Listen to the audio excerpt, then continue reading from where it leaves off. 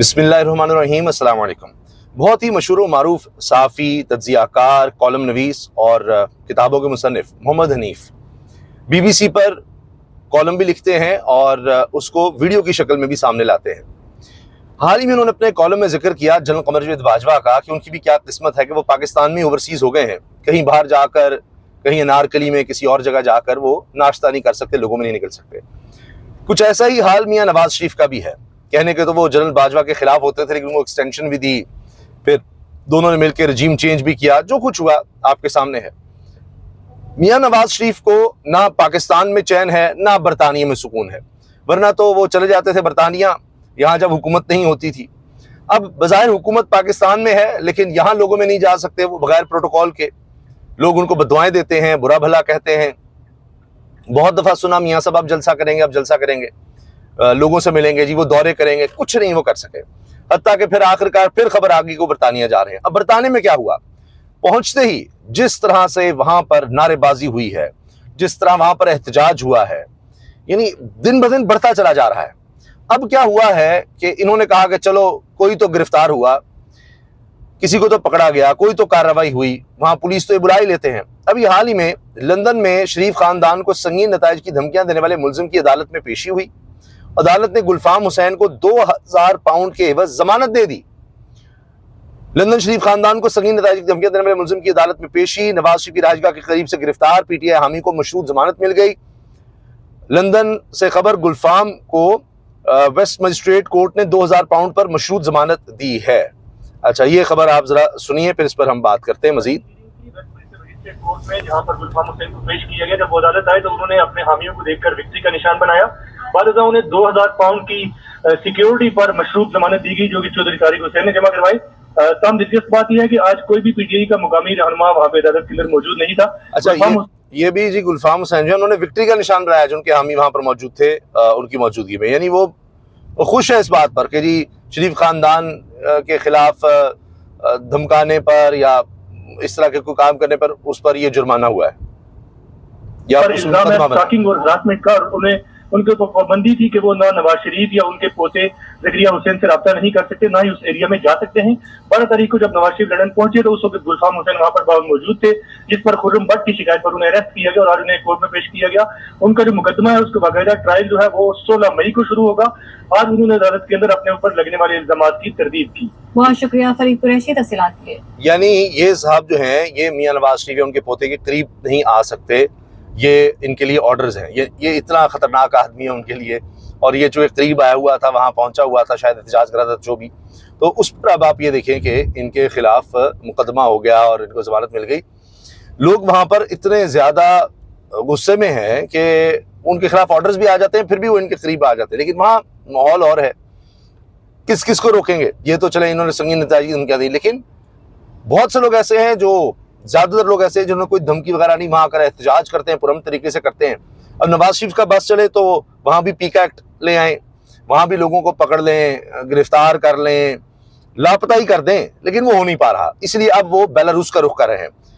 इस पर इफ्तिखार शिराजी साहब डॉन के ब्यूरो चीफ हैं, उन्होंने अपने वीलॉग में जिक्र किया कि अब ये पूरा खानदान बेलारूस की तरफ जा रहा है। वहाँ पर 1993 से एक डिक्टेटर की हुकूमत है और वो दुनिया का करप्ट तरीन और जालिम तरीन शख्स 2021 में ऑर्गेनाइजेशंस की तरफ से करार दिया गया। तो उन्होंने ये भी बताया कि 26 नवंबर के वाक़े में उसको यहाँ बुलाया हुआ था शायद, तो तब उसने कहा कि इन पर आप टैंक क्यों नहीं चला देते, इन लोगों पर ये जो एहतजाज कर रहे हैं, काम ही खत्म करें इनका। तो मियाँ नवाज शरीफ साहब के लिए बरतानिया की ज़मीन तंग हो गई है, जहाँ उन्होंने बहुत इन्वेस्टमेंट की, अरबों डॉलर की। कभी खबर आती है कि उनके बेटे, छोटे बेटे हसन नवाज, उन पर लाखों पाउंड जुर्माना हो गया है, मुजरिम ठहराए गए हैं, जानबूझकर उन्होंने धोखाधड़ी की, टैक्स बचाने के लिए सारा कुछ किया।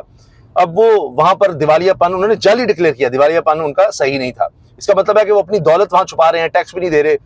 और फिर ऐसे लगता है कि शायद वो वही बात इफ्तिखार शिराजी साहब वाली कि भाई वहां वो टैक्स नहीं दे रहे, वहां वो छुपा रहे हैं, दिवालियापन डिक्लेयर कर रहे हैं, जी हम तो लुट के बर्बाद हो गए।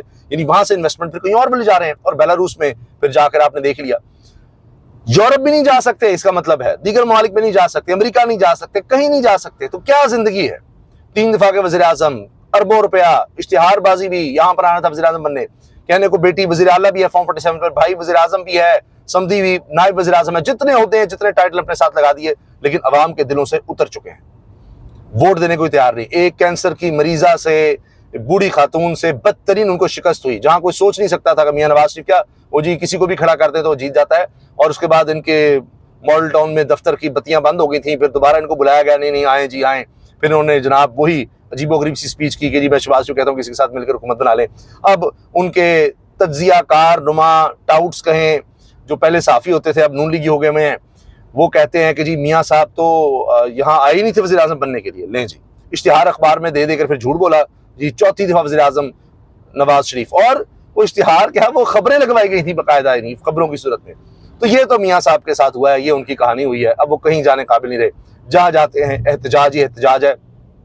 कई दफ़ा वीडियोज़ आई, यूरोप के दौरे पर गए मरीम नवाज साहब के साथ, वहाँ पर लोगों ने एहतजाज शुरू कर दिया। अब कहाँ कहाँ ये प्रोटोकॉल लेकर जाएंगे, कहाँ कहाँ पुलिस लेकर जाएंगे, इन ममालिक में इस तरह अलाउड भी नहीं है। तो वहाँ कोई भी शख्स कानून के दायरे में रहकर एहतजाज कर सकता है। पाकिस्तान में आपको पता है इस तरह की सहूलत नहीं है, लेकिन यहाँ वोट की जब बात आती है तो लोगों के दिल से वो उतर चुके हैं। यहाँ भी वो मज़ा नहीं है और वहाँ तो बिल्कुल ही नहीं। तो ना यहाँ के रहे ना वहाँ के रहे, उस लिहाज से अब कभी इक़्तिदार उनको मिल ही नहीं सकता। ये उनकी आखिरी सियासी इनिंग्स नज़र आ रही थी, और वो भी उन्होंने जिस तरह उन्होंने आगाज़ किया था जनरल जिलानी से, उसी तरह उनकी सियासत का यहाँ पर इख्तिताम हुआ आखिरी इनिंग्स का।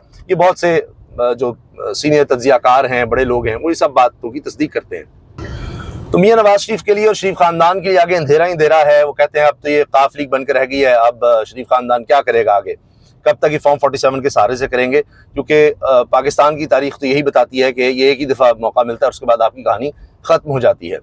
बहुत सी जमातें इस तरह से हमारे सामने हैं, चाहे वो MQM पाकिस्तान से लेकर काफ लीग हो, किंग्स पार्टी की तरह की वो पार्टी रह गई और ख़त्म हो गई। ये तो उनके अपने लोग कहते हैं, उनके अपने लोग MNA MPAs या टिकट होल्डर्स वो जा नहीं सकते, कैंपेन नहीं कर सकते अब, क्योंकि उनकी अपनी बरादरी के लोग कहते हैं कि आपने कितना जुल्म कर दिया है, चादर चार दीवारी का तक़द्दुस ख़त्म कर दिया इस मुल्क में, अखलाकियात आपने तबाह कर दी।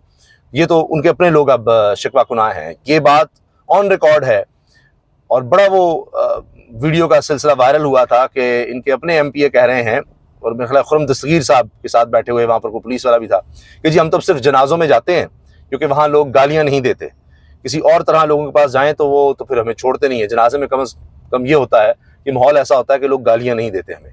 ये इनके हालात हैं। इसके अलावा जी एक और खबर है, जस्टिस मंसूर अली शाह कायम मकाम बनने वाले हैं चीफ जस्टिस ऑफ पाकिस्तान। और मंसूर अली शाह साहब 21 अप्रैल को बतौर कायम मकाम चीफ जस्टिस ऑफ पाकिस्तान अपने ओहदे का हलफ उठाएंगे। हलफ बर्दारी की ये तकरीब सुप्रीम कोर्ट में मुनक्किद होगी, जहां जस्टिस मुनीब अख्तर उनसे हलफ लेंगे। ये पेशरफ chief justice of Pakistan justice Yahya Afridi के 5 रोज़ा गैर मुल्की दौरे के बायस सामने आई है। चीफ जस्टिस याहिया अफरीदी 20 अप्रैल को चीन रवाना होंगे, जहां वो 22 से 26 अप्रैल तक चीन के शहर हांगझू में होने वाली SCO अदालती कॉन्फ्रेंस में शिरकत करेंगे। इनके अलावा उनके साथ और भी बहुत से लोग होंगे, और ये दौरा सिर्फ चीन तक महदूद नहीं बल्कि उनकी ईरान और तुर्की के आला अदालती हुकाम से 2 तरफा मुलाकातें भी शेड्यूल हैं, और वो तुर्की के आईनी अदालत के 63वें सालगिरह की खुसूसी तकरीब में भी शिरकत करेंगे। चीफ जस्टिस का वफ्द 27 अप्रैल को वतन वापस पहुंचेगा। इस दौरान जस्टिस मंसूर अली शाह कायम मकाम चीफ जस्टिस के फ़राइज़ अंजाम देंगे। तब तक मौजूदा निज़ाम सूली पर लटका रहेगा कि पता नहीं मंसूर अली शाह हमारे साथ कर क्या दें, क्या हो जाएगा, वो तो चीफ जस्टिस बने होंगे तो ये चंद दिन उन पर बड़े भारी होंगे, बड़े परेशान होंगे कि वो चीफ जस्टिस बन गया। क्या मुल्क का निज़ाम है, आइन और कानून के मुताबिक मंसूर अली शाह को चीफ जस्टिस होना चाहिए था, लेकिन उन्होंने इंसाफ चुके किया, उन्होंने फैसला दे दिया। मखसूस नशिस्तें तहरीक इंसाफ की बनती हैं, तो लिहाजा अब वो उनको रोकने के लिए पूरे के पूरे आइन का बेड़ा गर्क कर दिया गया। अब वो सीनियर मोस्ट जज हैं और उनसे हलफ मुनीब अख्तर लेंगे। इन दोनों का रास्ता रोकने के लिए तरमीम लाई गई, और अब आप देखिए पूरी दुनिया हमारे ऊपर हंसती है, हमारे अदालती निज़ाम पर हंसती है। और अभी तो आगे आगे देखिएगा क्या होगा। एक वक्त आएगा कहेंगे कि बदतरीन ये तरमीम की गई थी और उसने मुल्क को अंधेरे में धकेल दिया और तबाही और बर्बादी कर दी। हम 78 साल में दायरों का सफर करते रहे, लेकिन इसने तो हमें खाई में गिरा दिया था। इस्लामाबाद हाईकोर्ट समेत चारों हाईकोर्ट्स में मुस्तकिल चीफ जस्टिस तैनात करने का फैसला किया गया है। जजेस के तबादले हो रहे हैं जी, चीफ जस्टिस की मुशावरत से हुए। रजिस्ट्रार सुप्रीम कोर्ट का जवाब जो हो रहा है यानी चीफ जस्टिस की मुशावरत से हो रहा है। चीफ जस्टिस और हुकूमत बिल्कुल एक पेज पर हैं, कोई मसला नहीं है, सब ऐसे ही हो रहा है। जिसको मर्जी उठाओ, जिसको मर्जी जहां पर ले जाओ, जिस जज को जो करना है करते रहो, कोई पूछने वाला नहीं है। चीफ जस्टिस की इजाज़त से ही हो रहा है जो हो रहा है। इजाज़त दीजिए, अल्लाह हाफ़िज़।